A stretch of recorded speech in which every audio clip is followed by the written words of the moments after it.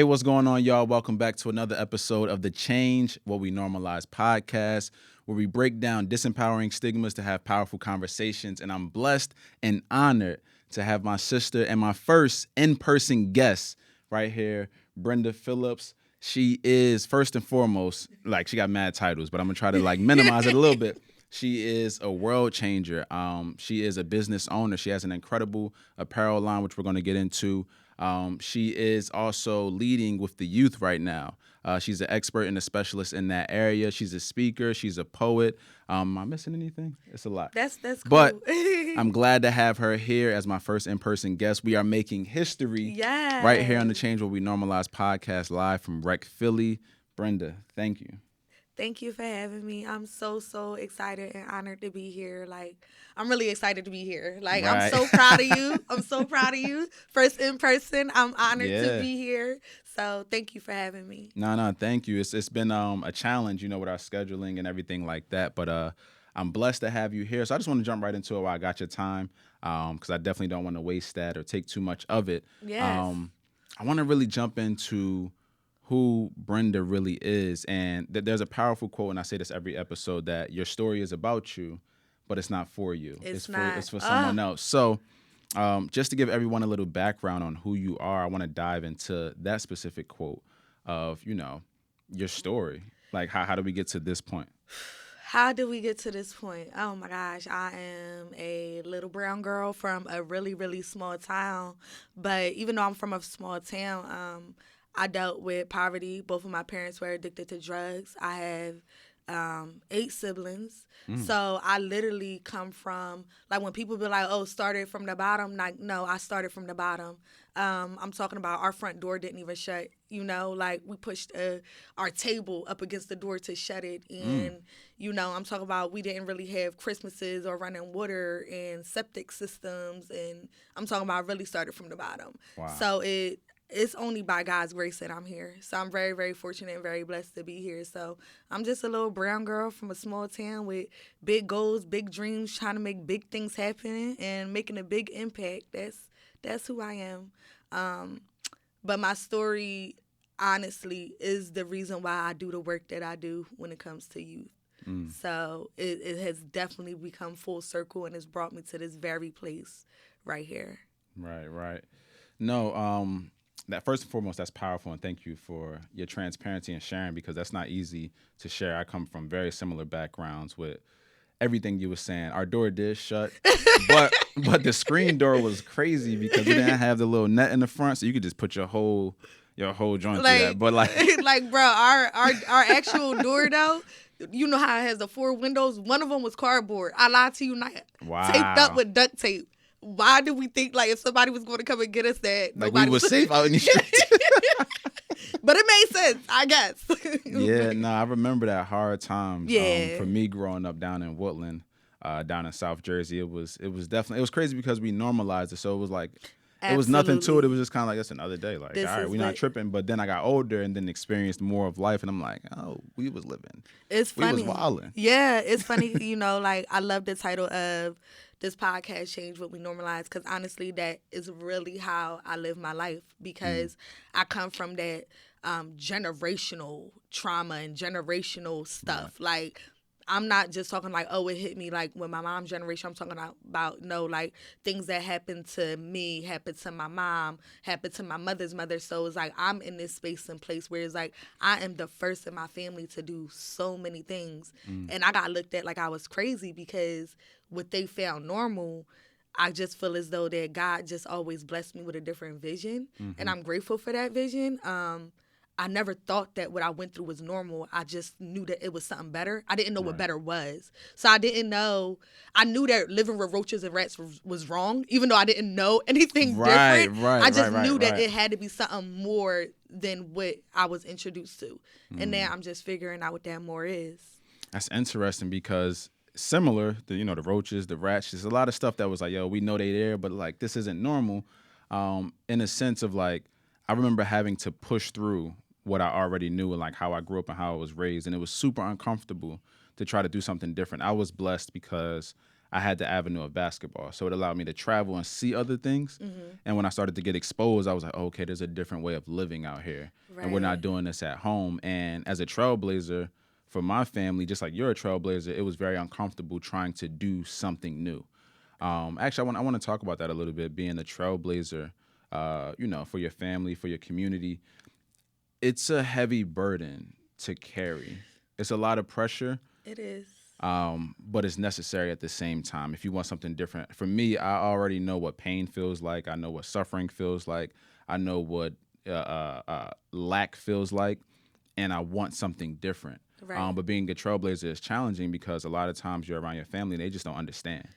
Whew. So talking to them is like, fam, they don't get it. You don't get it. They don't get it. But at the same time, I have to have grace, understanding that you don't get it. Yes. Oh, that is so powerful because I go through this often, right? So I had to learn that my way of thinking and the way I had self-educated myself over the years is so far gone for what they are used to and what is normal to them, that even sometimes breaking down certain things, even when it comes to money or finances, like for an example, like spending $50 on a hoodie is nothing to me. You get what I'm saying? Right. Because I understand the value, or I may understand what the time this person took to create it or whatever the case may be. But for them, it's like $50 for a hoodie. Like, Yeah, I ain't spending that. Yep. Like, but it's like, but then it's like, That's a even mindset, it's too. a mindset That's because a mindset. it's a mindset. It's truly a mindset, because it's not that it's not nothing. It's like they don't understand the value behind it, or what it is that they're paying for, or what it is that they're doing, or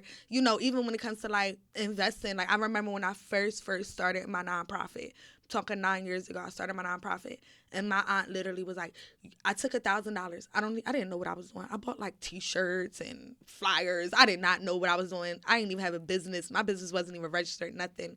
And I remember my aunt was so mad at me, and she was like, you could have used that money to get a car. You could have used that money. You know what I mean? She just didn't understand what it was that I was doing. And it took years for my family to actually support me. They had to see it. They had to see the fruits of the seeds that I was planting for them to actually want to pour into me, which is fine. Do it at your own time, because God got me here by the grace of other people, by other people seeing what it is that I was doing. Like, he will align the people that's supposed to be for you and help pour into you before. It may not be a family, and that's fine, but they had to see certain things before they could even contribute to what it was that I was doing, which I'm so happy about and which I'm fine with, because in the beginning I wasn't okay with it. But once again, I had to learn that their mind state is not the same as mine. Like, the way I travel, the way I do things, they never did. None of my family, the way I travel, nobody in my family has traveled the way I have traveled. You know what I mean? And then it's this thing of, oh, you have money. No, that's what we have been conditioned to believe. Not, to bring color or anything into this, but like, white people have, retirement homes and all types of things, homes in the island, because it's normal for them. Not because they have money, but because it's normal for them. But it's not normal for us, and it should be. So we're, once again, changing what we normalize. It's interesting. I noticed that when me and my wife were on the honeymoon, I saw a lot of, it may have been us and one other couple that looked like us, that was black on the entire resort. This is like a super luxurious resort. It might have been us and one other couple, right? And what we noticed was that people had their entire families there. I'm talking babies. I'm talking mad kids, like living it up for a week, 2 weeks straight, just living it. And they normalized that. You know what I'm saying? They normalized these things of just having a good time, enjoying life, luxury, freedom. You spoke about, $50 for the hoodie being a lot. It's like, why is that a lot? Yeah, why is that a lot? Why do we make this a lot? And it's like, it's not a lot. But you have to expose yourself. And I heard this quote once. Hopefully I don't butcher it. But it was, you can't change someone's mind until you change their life. And I remember, and I love my dad to death. So, Dad, this isn't like, you know what I mean? No shade, Dad. No shade. But for years and years, and he was only looking out for me. He wanted me to get a job really bad, being like a police officer or like a firefighter. Because, he said they got good benefits. It's a good job. It's sustainable. It's a career for your family. You can take care. And he would give me applications all the time, and it would really like frustrate me because I'm trying to do my thing. I'm speaking, I'm writing, I'm really trying to get this message out there and utilize the gifts that God has given me. And it wasn't until this might have been 3 years ago, 2 or 3 years ago, so I graduated from ACCC, which is a community college, and then I got my bachelor's degree from Rowan University. ACCC invited me back. Thank you. Oh, and I was the first one to do that in my family. Well, first one to graduate high school, first one to graduate college. ACCC brought me back to honor me as a top 4 under 40 alumni. Thank you. So they brought me back to this awards dinner. It was dope. And they invited me to go to a award ceremony for scholarship recipients, and they asked me to speak. So I brought my mom to the dinner, and I went up there, I spoke, I gave this beautiful message, and everybody was like singing her praises afterwards. Like, is this your son? The dean of the school came to her, the president of the school, like all these people. And she's like, oh my gosh. So I exposed her to that. The week after that, ACCC was graduating, and I got invited as like distinguished alumni. So I got to wear the dope little, you know what I mean, the graduate hat. I got to be out there with the president. And this time I decided to bring my dad. So I'm like, yo, Dad, come out. They came up, they picked him up in the golf cart, driving him around, special treatment. I had them gift him some merch from the school because I was like, yo, my dad never graduated high school. Can y'all like bless him with something? So they hooked him up with some merch. The president wanted to meet him, like all of these different things. And he got to see who his son was. You know what I'm saying? Absolutely. He got to see me in like my gift. Right. And from there, he actually like stopped questioning me about it a lot. He stopped sending the applications. He stopped asking me to be. But it was one of those things where I realized like I can only change your mind if I change your life. Like I need to show you instead of saying this is what I'm doing because you don't comprehend, you don't understand. Because you don't get it. You don't get it. So I have to show you what this looks like. And I was blessed with the opportunity to do that. So when I think of you and all you're doing with Be Inspired, with We Care, with all these different things, it's like I got to show y'all. Because I can tell you all I want, but your mind isn't there yet. You're not there. And that's what was happening. It was like, I think like my aunt who, you know, really had a great hand in raising me or whatever. It wasn't until I think I took like 40 kids to like, and it was basic. Like I took like 40 kids ice skating.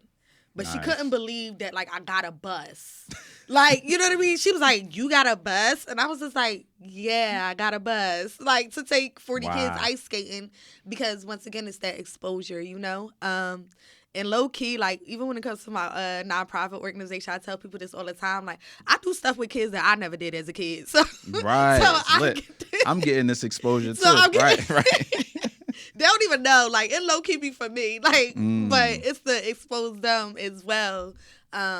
So, yeah, it's all about exposure. And I also had to understand that everybody just don't get it. And listen, we're kind of in the same lane, so I'm sure you understand. I struggle with that. I struggle with sometimes getting up every day to believe in myself. And like you said, to kind of take it back to what you said, was like, it's a lot of pressure being in the lane of leadership, right? It's a lot of pressure doing what it is that we do, because I'll tell you right now, so many people, the Instagram highlight reels and all that other stuff, I like to talk about real stuff sometimes also on social media, but people think like they'll look at my social media, and granted, I don't have 1 million followers or whatever the case may be, but I do have a core following just because of people knowing what it is that I do. Right. And it's like, I get so many DMs like, oh my gosh, you inspired me. Oh my gosh, this is that and the third. And a lot of people don't know those DMs and messages be coming right on time, because I be in the corner crying, ready to quit. But I tell people, like, when people ask me, like you said, how did I get here?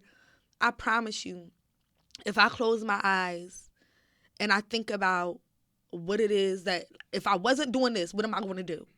I don't see anything else. Right. So this is why and how I know this is what I'm supposed to be doing, and I have to figure it out. Like, you graduated college. I didn't graduate college. You know what I mean? But when I go on boardrooms and stuff like that, I mean, I'm a very honest person. I tell people, like, I'm the balance between wretchedness and righteousness. Like, I love God. God knows my heart. I'm a giver by nature. You know what I mean? Like, I will give you the clothes off my back. However, don't play with me. Don't try me. Or whatever. Don't try me, right? What Toby say? Try Jesus. Yeah, don't right. Try me. Don't try me. But I I love God and I love the vision and everything that He's given me, but there's no plan B for me. You know, eventually I do want to go back to school and finish what it is that I started. However, I have been able to do things that are out of this world. Like, people don't even understand why or how I got into some of the rooms that I've gotten into. Because once again, it's not up to people. It's up to God. Like, God has already had things planned out, and what it is that I'm supposed to be doing. I just have to stay committed to that path. And what I will say is that that's not always easy. No. You know, people look and think that you got it all together. And I don't always have it all together. You know what I mean? But what I choose to do is every day I choose to get up and I continue to work on what it is that I truly believe what my heart's desires is and what it is I'm supposed to be doing in this lifetime. And it ain't easy, but I just feel like it's purposeful. I didn't go through all the hell that I went through for nothing. So I feel like the way that I give and the way that I love on kids and mentor kids, and when I go speak, it is my little piece of heaven, because it's like, it's almost like freeing, you know? Mm-hmm. And it makes me happy to know that I didn't go through all that I went through for nothing. I went through all that I went through to be able to help other people. So. And that takes perspective too, because I feel like that's for most people. Yeah. But a lot of people, they live in shame and guilt because their perspective hasn't shifted. Mm-hmm. I know that personally just from dealing with my family members. But as you're talking, I'm thinking about, someone's waiting on what you're building, kind of thing. Yeah. And it's super important for us to kind of like live from that perspective, because like you said, you'll be in those moments where it's like, yo, it's just dark. I'm crying. I can't figure this out. And somebody hit you, bam. Yo, I love what you're doing. You really blessed me. It inspired me. It's like, yo, somebody's waiting on that. Yep. And somebody needs your story. Yeah, that's fuel. That's fuel right there to continue to go. And also realizing that this faith walk isn't easy. Like, it's cute to say, like, I'll be in church and be like, we live about faith. It's faith. No, and it's like, yo, cute, faith is wild. It's like, it's really you walking in the dark and all you can see is one step in front of you, literally. And it's like, yo, I have to trust God. Like, this year of 2021, it's like, yo, I had to literally take one step at a time and be like, I got to trust God. Like, this is the scariest thing in my life. But it panned out because me personally going by my own plan, it just wouldn't have panned out right. But me following your step and just holding your hand, God, and allowing you to walk me, it's like, yo, that's the best plan I got. And it's working out. And for me, I had to let go of the expectations of what I wanted. Right? Now, that doesn't mean don't work. Right. We still got to get up every single day and make things happen. But I had to let go and allow God to really show me the plan that He had for me. And I feel like that's exactly what you're doing. Like, the most powerful thing about leaders is when they can be transparent and vulnerable. Like, I don't have it all together. Mm-hmm. And that's why social media has been a little bit of a challenge for me, because I do my best to be transparent and vulnerable on there. And at the same time, I want to have very polished and clean stuff as well. So it's always a battle. And then you see these people on here, it's just perfect all the time. And at times it can be depressing. Like, man, why is this? Everything's working for them. Everything. And the reality is it's not. You know what I mean?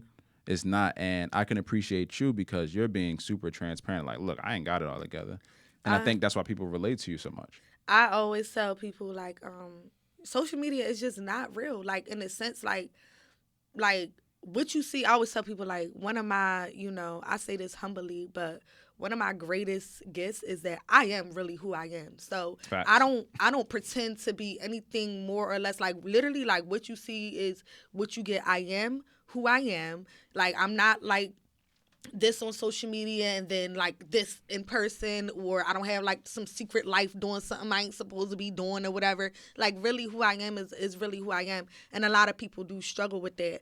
I also have a love-hate relationship with social media, but I do understand because of my positioning. And especially like with me having a clothing brand now. Gotta have it. I literally, like, I'm gonna be honest, I haven't figured out the whole marketing thing. Once again, God, I ain't figured out the whole marketing thing.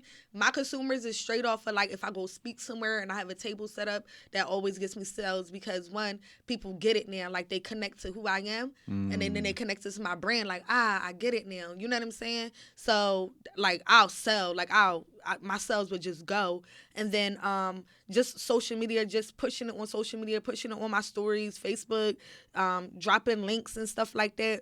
That's what gives me my sales. I haven't really figured out the marketing tactic yet. I just had a big social media influencer actually repost my stuff. And I'm gonna be honest, like I've reinvested so much money. So just to go back a little bit. So you were saying like, this year has been hard, and I know it's been hard for a lot of us, but like 2020 up into 2022, I feel like, currently we kind of back in 2020 for real, Low key, right? Right. But 2020 was a hard year. Me and you spoke, a little bit about it, but it was like I had 6 contracts with 6 different schools.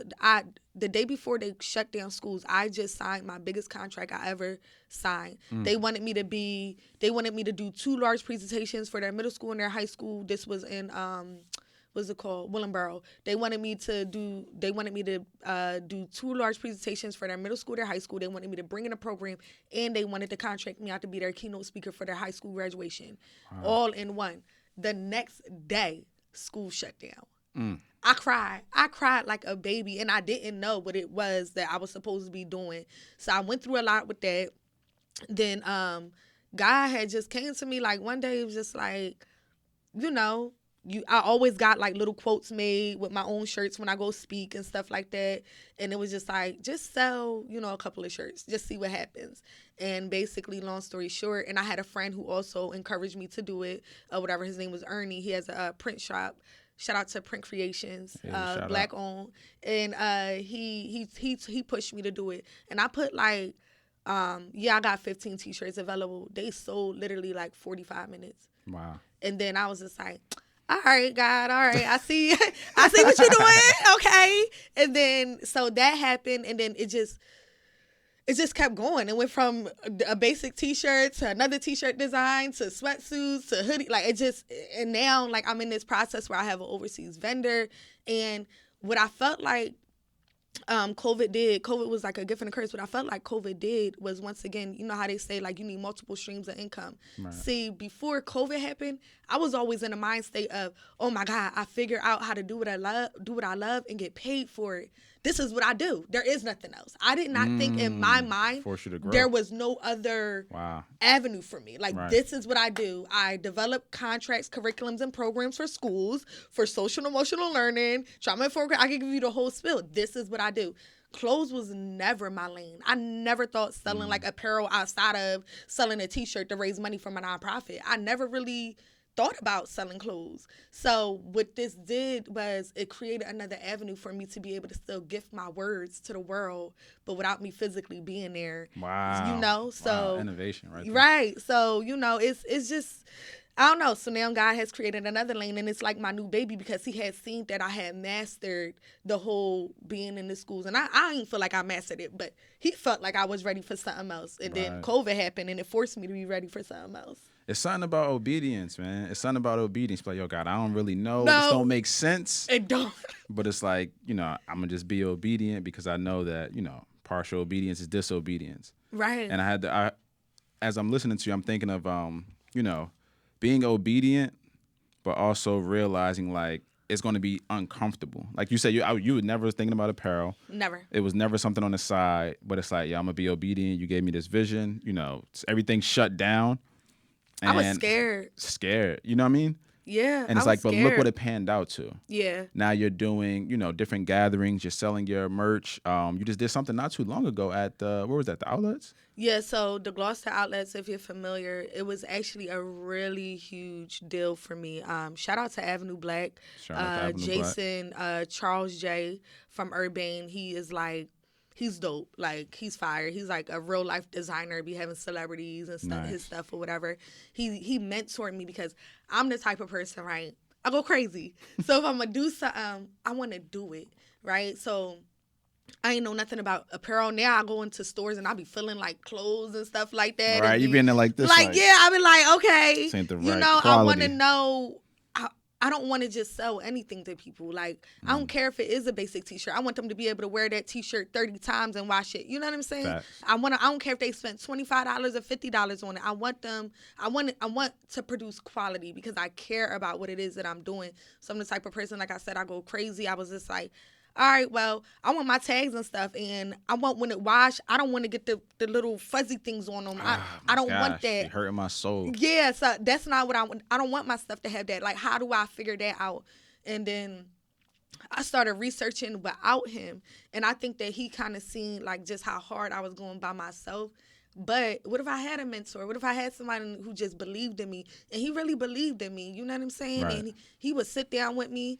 So he helped me just basically, learn different things like tech sheets and tech files and, design, like the designing side of things I'm kind of tapping more into now. Nice. And all of my like t-shirts, hoodies, sweatsuits, everything, like they're all my personal quotes. Like they're all quotes that I wrote that's on my stuff. So That's fire. So it's really, really dope. So I relaunched. So the first year I didn't know what I was doing. I just got some blanks, got them printed up, did well. And then going into my second year, which was in October, I was like, I want to relaunch, but I want to relaunch in a major way. And I built a really good rapport with Jason, and he had a store in Gloucester Outlets, and he was like, relaunch here. Wow. So I was able to give my customers an in-store shopping experience. I was able to set up a whole like display, like I'm at Macy's, Yeah, I seen the content. It was fire. Yeah, it was fire, and everybody keeps talking about it. Like, and it's so funny because people were like, oh, you got a store now? You got a store? I'm like, I ain't never think about that, but thank you for speaking that over my life. I ain't there yet, though. But I'm getting there. Right, but it did kind of look as if I had a store. Like, you would think that I had a store, but what he allowed me to do was like, basically it was a pop-up shop for the weekend, but it was a whole display. And there's nothing against pop-up shops because I do pop-up shops with just a table all the time. Right. But, my stuff had the whole wall display and everything like that. And it was a really dope experience. And now, now it is talks of me possibly, getting some stuff in stores and how to go that route and stuff. So that's huge. It stretches you, like learning something new stretches you. And I think that God knew during COVID, he knew I needed something else to focus on. Right. And another way to be able to create, because creators create, you know what I mean? Right. So, that's a plug, by the way. That's a plug, by the way. Something that's coming soon. Stay tuned. A drop is coming. Just know. A drop is coming. It's coming soon.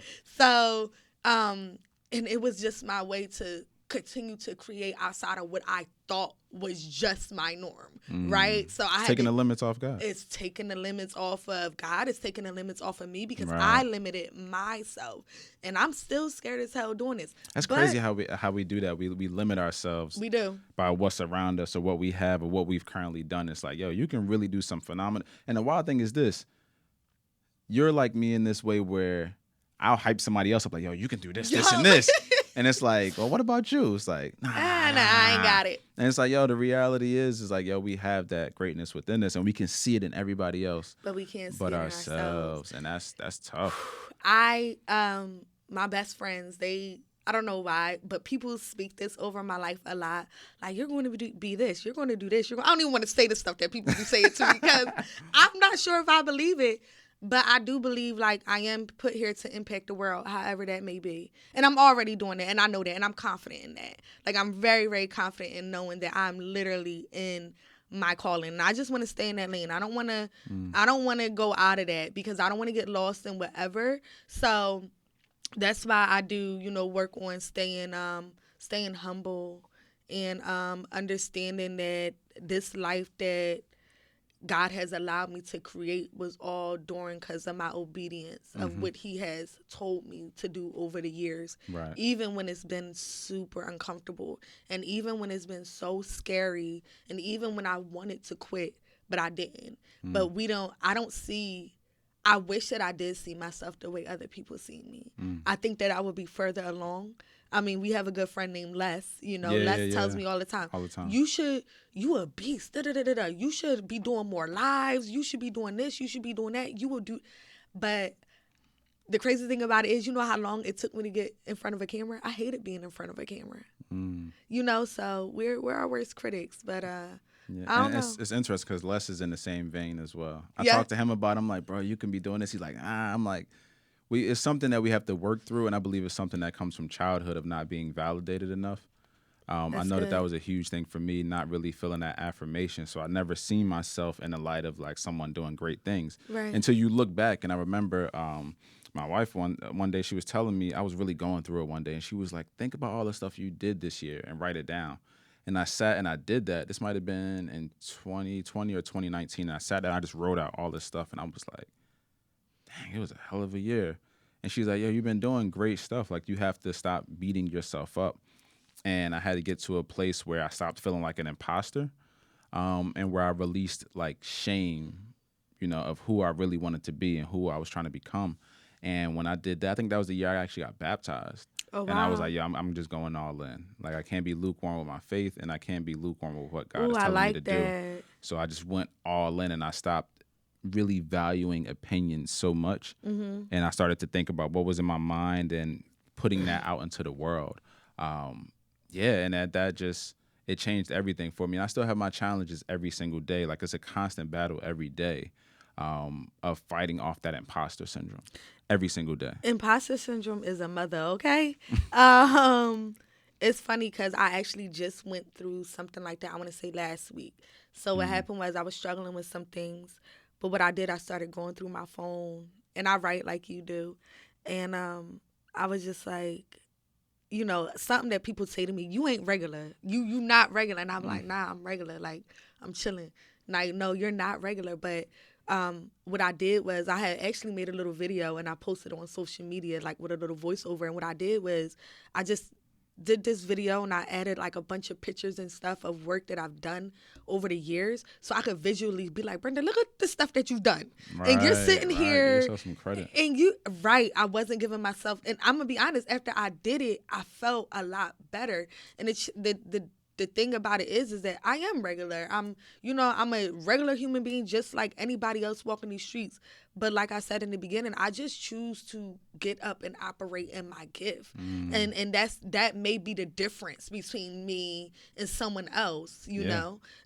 But I'm just like anyone else. Like, it's not like I'm better than you. I'm it's not just, better. This is what I'm doing This is what I'm doing every day, and this is what I'm choosing to do every day, and yes, I'm a regular person, but like I said in the video, like I'm super ordinary, but my gift just has allowed me to make an extraordinary impact. It's my gifts that make me light up and make me shine. It's my passion for what it is that I get to do every day that people see that fire in me. So that's why they don't think that I'm regular, because they see me operating in my gift. I have to give that all to God. I have to give that all to, me being able to find the strength to do those things, because once again, it's not easy being a leader, and I have issues like anybody else. Like, I've dealt with depression, I've dealt with suicide, I've dealt with wanting to quit, like I dealt with abandonment issues, like you name it.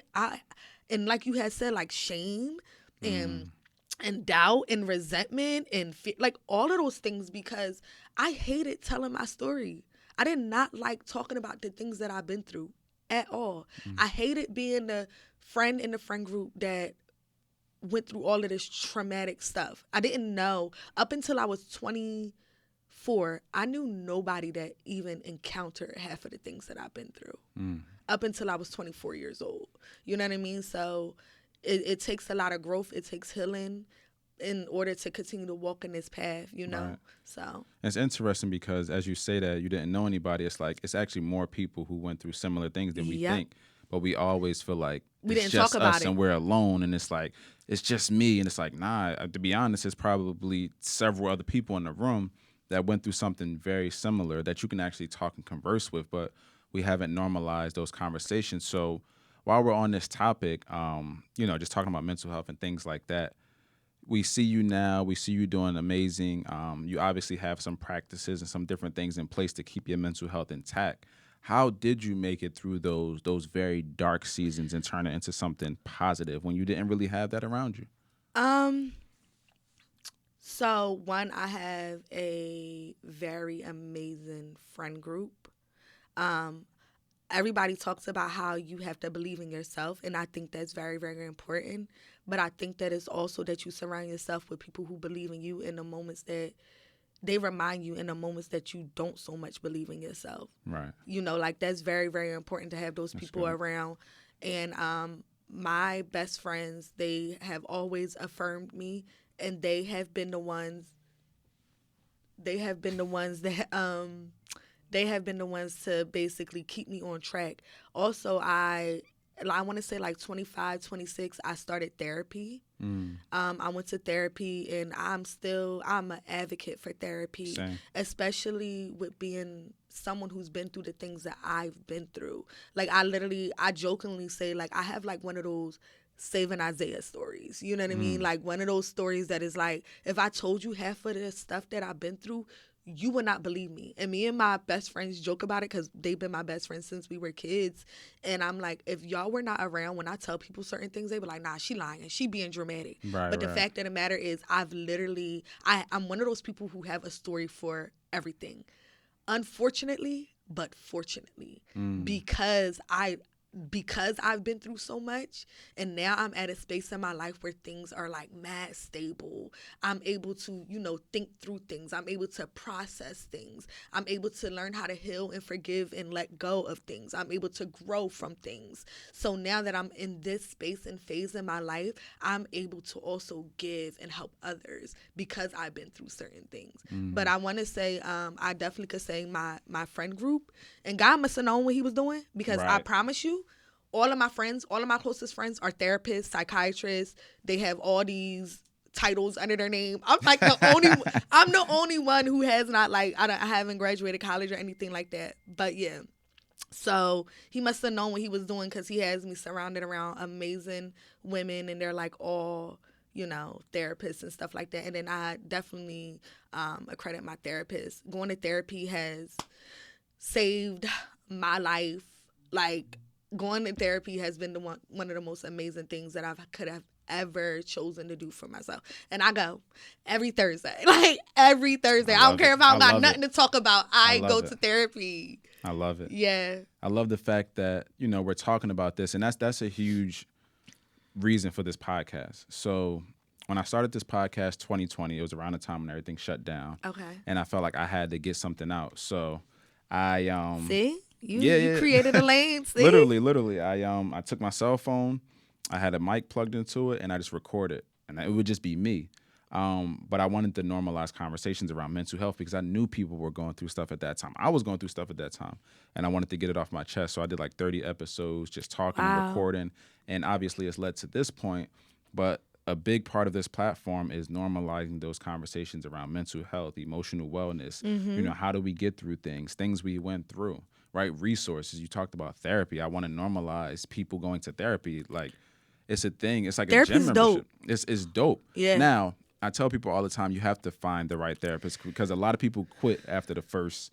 It's like, this person never shopping understand. for a barber or hairstylist. You got to keep trying until somebody gets your lineup right. And when you find that person, it's like, yo, this is my person right here. This is the one I need. And for me, I had to do that. But the process at first was scary, because I was, I didn't know what to expect. I always thought, this is for people who are crazy, X, Y, and Z. This is how I was raised. But I knew what pain felt like. I didn't want that anymore. So I tried therapy, and I was able to find someone who can really give me the proper resources, listen, call me out on some things, and just really help me navigate these thoughts in my mind, so I can be better for others. And to me, I feel like it's something we all should have. It's like having a trainer for the gym. It's like it should be normal. That. Yes. You know what I mean? It should be normal. And I'm a huge advocate for therapy and just any type of practices that allows us mentally to grow and be better, because whether that's your business, your family, schooling, your art, you're creative. Mentally, if you're in a great place, you can create and do things from a great place. Absolutely. So I think that's super, super important. So again, I thank you for just talking about that and speaking on that, because that's going to free somebody else up and give someone else the courage to go and get the help they need. I know that when I started sharing my story, when I went to therapy, after I got baptized, all these things, it started giving people in my family almost permission. Not that they needed permission from me, but in a sense, they felt like they got permission to go and seek the help that they needed. So I know by you sharing that, there's a woman out there, there's a young girl out there, there's someone out there who was going through things alone. And it's like, okay, you know what? I need to go get this checked out as well. I need to go get the help that I need. So again, I really appreciate and applaud you on that. And as we start to kind of transition to a close, I want you to speak a little more about, first and foremost, be inspired, but also we care, and how can people support those specific brands and things that you're doing? So, So we'll talk about We Care first. So We Care is my nonprofit. It's called We Care Do You. We provide educational and recreational activities for youth. Um, so right now, because of COVID, our two main things right now, what we're focused on is our college tour. We do a college tour. We've done a college tour for 5 years, and we've done a community day. Those are like our two main things right now. We're looking to bring back our college tour. And if you follow me on social media, there will be information released on how you would be able to support or donate or sponsor a child to go. But right now, I am figuring out the details. I've reached out to a few colleges to make sure that they are doing group tours and stuff like that. Some are, some aren't. And usually what happens is, we take like a big group of kids. Like our last college tour was dope. Like we went to Dell State, Virginia State, Norfolk Nice. State, Morgan State, Howard. Wow. Like we did like 3 days. I want to say like 6 or 7 colleges or something like That's that. incredible. Yeah, it was fun. It That's was lit. like I said, it'd be for me. You know what I mean? But now the kids like really enjoyed themselves. But hopefully, I don't know what's going on with this variant, but once the new year, I'm waiting on some emails, and then there'll be some coming into the new year, there'll be some information posted on how you could support the college tour. And then another big event that we have is the community day that I provide for the small community that I come. Which is huge every year. Which is so crazy. Like I come from such a small community, but this event is such a staple in the community because what happened is I had some mentors and they did a community day for 20 years and then they stopped. They just got tired, got burnt out. They, didn't utilize their, I guess like their resources or whatever, or didn't have the support. And they got burnt out. And then I picked it back up. Like they didn't do it for like 3 years. I picked it back up. My organization picked it back up. And it's such a staple. Like people were going to show up no matter what. And Right. like last year, we were able to do it. The year before, 2019, 2020, we didn't do it. 2019, we had like, once again, I come from a very small town, but it was like 500 people in this park, and it was amazing. We do like a basketball tournament, bounce houses, horseback riding, everything, gift Right. card giveaways. Last year, we had like close to 300 people there, but we gave out laptops, bikes. We gave out Wow. over $1,000 in gift cards. Like we raised so much money to be able to do things. And I am like a grassroots organization, so I am one of those people that is there doing the work, raising the funds. I'm just there. Like it's still my baby or whatever. Those are the two main things. I am looking to bring back some other events come 2022, but they're just in the works and in the talks right now, so I don't want to speak too much on that. However, just like Nate, I'm a speaker. I develop curriculums and programs. You could bring me and him in. You could bring us in as whatever you want to do. Like if you a teacher, your students, teachers, y'all need it. Yeah, Stop y'all playing. need it. I always tell people life has been my biggest educator, and I'm very proud of that. I'm very, very proud of that. And then when it comes to be inspired, you follow me on social media, which I'm sure we'll give it out later. Absolutely. You could find my website in my bio. I have sweatsuits. I have hoodies, T-shirts. And they fire too. Like, Yeah, show it off. Like, come on. yeah. And then on the back it says, everyone has a story from which someone could be inspired on the back. That's hard. And it is my new baby, but it's doing really, really, really well. And I knew that I had some when strangers was buying my stuff. I'm like, oh, I got an order from Texas. How they found out about me? Like, you know what I mean? Like, oh, Callie, what's up, Callie? Like, so it's an empowerment apparel line. I always tell people, like, it's not just for you. You know what I mean? What you wear is not just for you. It's to also inspire someone else. Right. You never know who's watching. You never know who needs it. You never know who's reading it.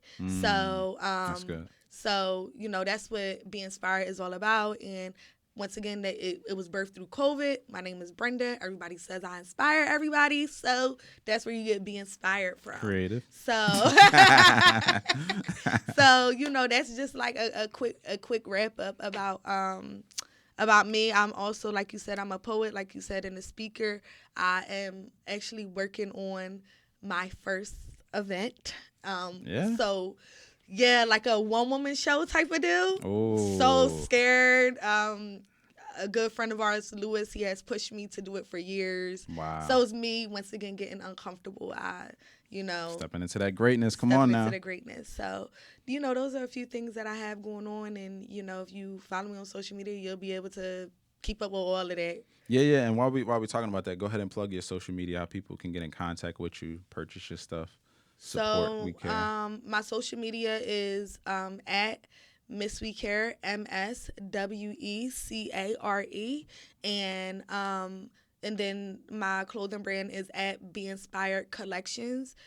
Be Inspired, just the letter B, and Inspired Collections on Instagram. And if you go in the bio, it'll link you to either one of the websites as well. Nice. So make sure y'all follow her, support what she's doing. Yeah. It's extremely powerful. We'll talk off camera, but I want to find a way to partner with what you're doing with We Care. I want to find a way to support that, sponsor it. And really get with that. Also, got to grab me some merch today too. So let me not forget that. But no, she's doing incredible things, y'all. Really powerful things. And before we close out, just a few more things. I always ask my guests to bring a quote with them, and Brenda brought a fire quote, and it says, "Be the reason why someone doesn't give up." What does that mean to you? Why that quote? So what it means to me is like, up until, like I said, I was 24, I had no idea that there were other people out there that even endured some of the traumas that I went through. Mm-hmm. And when I finally found the courage to even talk about some of the stuff I went through and tell my story just a little bit, I had found out that there were a lot of other Brendas out there. So with finding out that there were a lot of other Brendas out there, I had found out there were a lot of other Brendas out there whose voice was also silent. So with me being able to tell my story, it gave them the empowerment to want to talk about the things that they've been through. And I always say, someone once asked me, like, what is your magic? Like, what you feel like your magic is? And I always say, I shift minds, I change lives. Because once I tell my story, I get you thinking. So I shift your mind to start thinking. And me shifting your mind also allows me to change your life. Even if it's within that split second, it may make you make a decision to want to talk about things or empower you to not be so silent about some of the things that you've been through. So yeah, so I'm the reason why other people aren't giving up, and I think that's one of my biggest blessings is when people come back to me and say, because of you. If there's any real payment, that's the payment. That's the biggest payment. I love that. I love that. I remember Kendrick said in one of the songs, he said, I believe he said, "How I'm rewarded, that's God's decision," kind of thing. And I love that. And that's a very powerful quote. Again, it is, be the reason why someone doesn't give up. And that is extremely motivating and inspiring to me. So I do want to ask you one last thing. And as we know, the name of the show is Change What We Normalize. It's the mission that I'm on. I've been on it for quite a few years now. What does that quote, change what we normalize, what does that mean to you?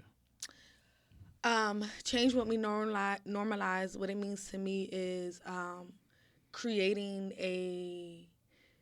something healthy for your next generation to come. Creating what happiness looks like, creating what positivity looks like. Because a lot of us come from things that, once again, generations before us, it may have been normalized to sweep things under the rug. Right. It may have been normalized that what's said in this house stays in this house. However, it may have been normalized to silence a child, right? And then that's how they develop certain anxieties or whatever the case may be.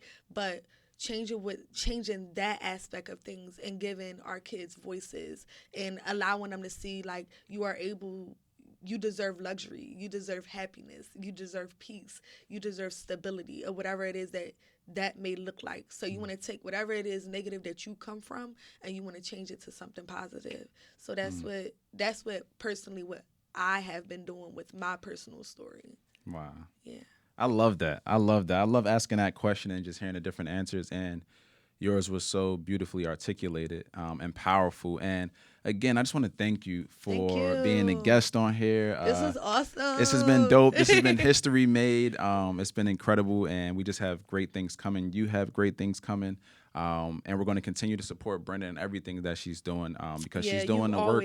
You've always supported me, so thank you. Yeah, she's doing the work that's changing lives, and that means a lot to me. people who aren't just influential, but they're actually doing the work to change lives and pour into others. So something new that I'm doing, because it's my podcast, I can do whatever I want. Yes, you can. You know what I'm saying? Something new that I want to do, and I've been thinking about this for a little while now. As I talked about the whole, faith thing and not being lukewarm, I want to pray over my guests every episode. I want to pray I over my never guests deny every no episode. prayer, honey. Okay. You know what I mean? I want to pray over my guests every episode. So that's going to be something normal, y'all. That's going to be on every episode from here on out before my guests leave. Just to say a quick prayer, not go too deep in the spirit on them, but I feel like it's super important because God has blessed me with this platform. And for me, I just want to cover those individuals. So to close out every episode from here on out, I'm just going to say a little prayer. So if you don't mind, Yes, I'm just going to pray over you. Uh-huh. If you're watching this on YouTube, if you're a part of the community, hey, look, bow your head as well. We appreciate it. If you're driving, please keep your eyes open on the road. But you can lift a hand. You know what I mean? You can lift a hand, touch and agree with us. But yeah, I definitely want to pray for you. So, Father God, I thank you for just allowing us to gather for this podcast recording. I thank you for the technology that we have to do this. I thank you for Brenda and her courage, her perseverance, her obedience to you and what you're calling her to do in this season of her life, Lord. I'm thankful that she continues to push forward despite the uncertainty, despite the fear. She continues to push forward, that she is an encouragement and an inspiration to so many individuals out there in the world, especially to all of the women and young women out there who have a story to tell, who are trying to figure things out, who are in a dark place right now. I pray that you would continue to use her as a vessel for your glory. And I'm just thankful again that we've had the opportunity to get together and just build and grow. And I thank you that she was able to just come on here and share her story. I pray that it reaches people far and wide, whether that's, a year from now, 2 years from now, 10 years from now, it doesn't even matter, because I know that this message is going to impact and inspire someone else. So I'm grateful, I'm thankful, I'm honored, and I pray that this platform continues to grow and that we continue to touch lives. In Jesus' name we pray, amen. And Amen. That is another episode of the Change What We Normalize podcast. Look, y'all, remember to subscribe, like, share, leave a review, share this with your best friend, with your parents, rewatch this, leave us some comments. And also remember that your story is about you, but it's not for you. Peace. Love y'all.